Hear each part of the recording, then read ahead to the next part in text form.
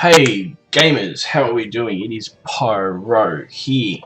Now today we have one of the best gacha games I have ever played in my life. I've played Summoner's War, I've played Epic 7, I've played Seven Knights, I've played the list goes on. Yeah, this game visually is one of the best games you will ever play. Now, the reason why I say this is that not just because of said waifu, is that each character has a unique S3 animation, kind of like Epic 7, but there's more visuals to it and they're not as long. There's also an option in the settings where you can speed up that visual if you don't want to see it. But visually, this game is absolutely fantastic. The character models are all unique. They all have, you know, nice things. All the characters are unique. They all show personality based on what they're wearing. So you can see that there's a good, strong individualism in each of these characters. And the best thing that I know is that even the 4-star characters, look at even the 4-star characters are still really well. Even the 3-star characters are still really well designed. You know that when you're in a game and the 3 and 4-star characters look just as good as the 5-star characters, that they've put a lot of effort into this. So basically, what happens? You get into this game. There'll be an introduction to the game. What you've got to do: click here, click there, do all that. Then once you've cleared all that, there's a summon. There's a little selection summon thing that pops up here that you can infinitely re-roll the character you want. Now I got I think it's Anastasia is her name. Hold on, I can't remember her name. Yes, Bernadette. Sorry, I got Bernadette. One of the characters you really want to focus on. Me personally, from my experience and from what a lot of other YouTubers said, which is I took my sort of information from, is that they've said Bernadette or Sabrina is the way to go. Now these two characters, they both have a good passive. Their skill 1 is a single target and their skill 3 is an AoE. So they're both sought after characters. The next sort of character you want would be Anastasia. Now her skill 1 is an AoE heal and her skill 3 is a single target nuke. She's probably one of the better 5-star healers in the game. Baraka, no, he's not a waifu, but his single target damage is crazy. His skill 1, if I recall, if it kills a target, he gets to move again. So he's basically a glass cannon single target nuker. Great in PvP. I haven't used Maha yet. She's a tank. Now she is a Fate Core version of this version of Maha.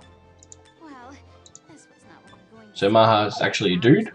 When you get the Fate Core, you can essentially it's like a gender bend. So as an example, this unequipped is it's not showing because I haven't got the skin equipped. So you see that character is actually a dude. When you equip the Fate Core, the stats go up, everything goes up, and the skin can change. But you can also go back and select the previous skin as well. So essentially it's stats. It's a stat boost for characters that everyone can access. It's through normal gacha now. You don't have to go out there and spend. So free-to-play players can obtain them and all that sort of stuff. She's really strong in PvP. She pretty much disables mana gain from the enemy and just poison dots everywhere. And then you go through some other characters here. Yulum is a tank. With her Fate Core actually becomes a chick, which is pretty interesting. I don't think I have it here. No, I don't. And etc, etc. As you can see, I've got 3 fairies here. I've got a lot of 4 stars. So that's basic characters that I've got. So this is the airship. you'll get to this stage after completing like a couple of levels and doing the base tutorial. Then you'll come into the world. So this is essentially where you do your story. These things here are your friends. This here is your main story. So when you click that, your characters will progress through the story and go through that way. So if I clear this, I get a new thing unlocked and a whole bunch of other bits and pieces. If we go over this side here, dock is essentially the areas you go to slowly complete the story. I said I'm up to Wasted Red at the moment. This here is like think of it as your AFK farming mode. So if you want to leave the game running, you want to go away for an hour, you want to eat dinner, or you want to go have lunch, or you want to go away for a couple of hours, just click on Luffy Will Explore. And what happens is your characters will now passively run around, gain experience, pick up items, and just collect stuff. So as you can see here, I found something. Yep, there you go. See, I found 32 gold. And they just run around now and do explorations. Each exploration costs 1 energy or stamina, whatever you want to call it. And you go through that. And then you just cancel it, bang, get 32 gold. So that's really good. The other one, this one, is it'll close the game. So you click explore. After 5 seconds, it'll close the game and it'll do the same thing. So this is if you want to run maybe overnight, or you want to run for an extensive amount of time. That's helpful as well. This is challenge. Now this challenge section, this is where you get a lot of your farming materials, your gold, your level up heroes. This is pretty much like your daily resource grind. This is what you want to do. You want to clear experience. Obviously, gives you materials to level up your characters. Spirit Sanctum is materials to enhance your characters. This is special stories, which allow you to get parts to unlock heroes. Ancient Gold Mine, obviously, it's where you farm gold. Solar Trade Route is equipment, materials, and level up equipment. Lunar Trade is obtain equipment, materials, and reforge equipment. Blessing Sanctum is allowed to bless heroes, so that is like from 3-star to 4-star, 4-star to 5-star, etc. Here's Zevin Stunier, I think that's how you pronounce it, who knows. PvP. Labyrinth, which is pretty much like a TOA if you've done Summoner's War or Tower, Annihilation Tower, or whatever it is in Epic 7. Holy Dragon is pretty much like a raid, so it's like a world boss. You send your team in there, they do as much damage as they can, and then you get rewards at the end of it. Avarice is another place where you farm gold, and then Side Story is where you can just read heroes' past or future stories here. They're worth doing as well if you can. So that's pretty much those. They're all pretty much the same sort of structure when you click on them. So there's a whole bunch of options down the side. Best thing about this is that if the circle, so this represents whether it's easy or not. So if the circle is completed, it means you can quick battle. It also means that the enemies you face will do less damage to you. Yeah, and this one I can quick battle because it's a circle easy. If I go into something that's a bit harder, which should be this one.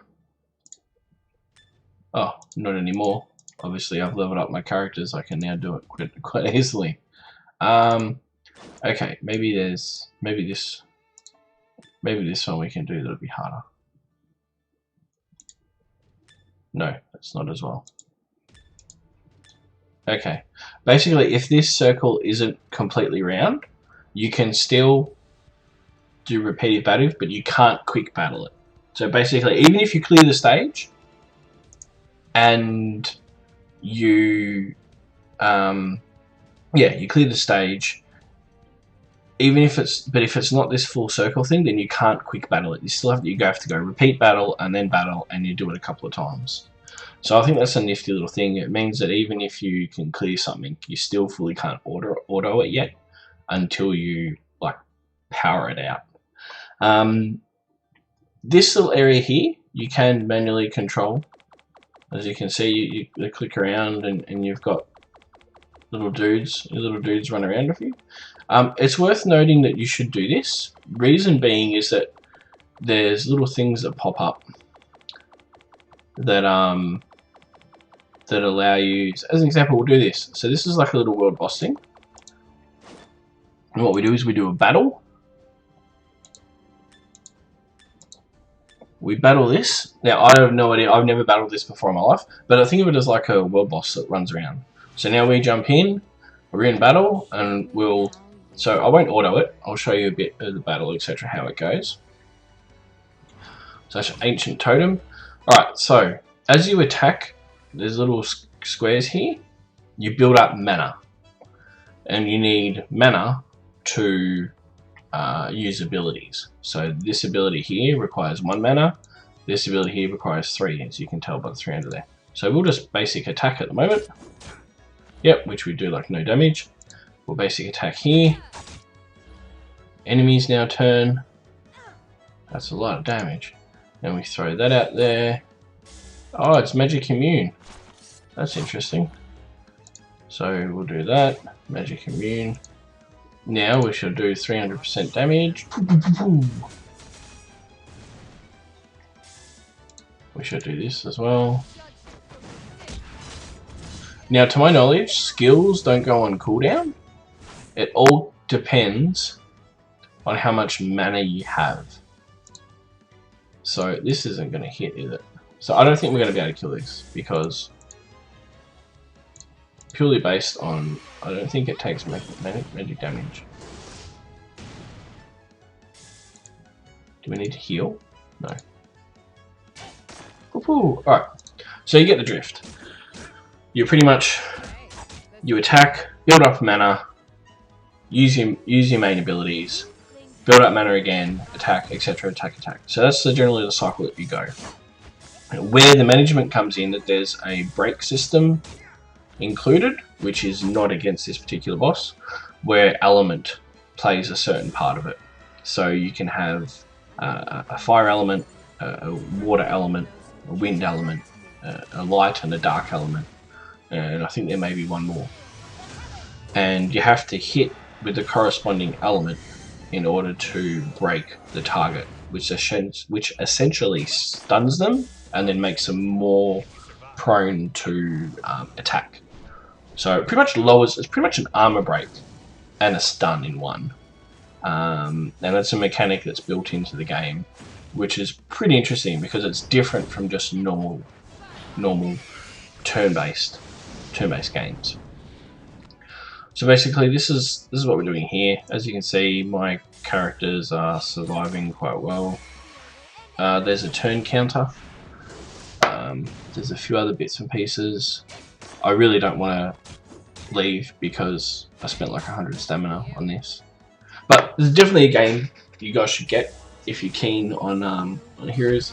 It's a very friendly, very free to play, friendly game. You can whale if you want, but it's definitely really good. So I love these animations. How good do these animations look? They're so impactful. Like there's a whole bunch of numbers flying around the screen. And what is it running away? What is it doing? Oh, what is that? Oh, am I dead? No. Okay. Whew. I've never versed this thing before, so it's good to see what's going on. I recently also just upgraded my computer, hence why I haven't made a video in a while. A lot of you guys who are into my channel, I'll be making some more Minecraft videos soon. I'll also be getting back to Epic 7, so you guys can check that out. I'll have an update of my account shortly. Other than that, guys, if you have any questions, any comments, etc., post a comment in the video or jump on my Discord, which is Pyroske Gaming. Make sure you check that out. A link to the Discord channel will also be in there. I'm generally hanging out in there. If I'm not there, just post. I'll reply when I can. And I'll generally help you out. Other than that, guys, peace out. Take care, and we'll see you another time. Bye.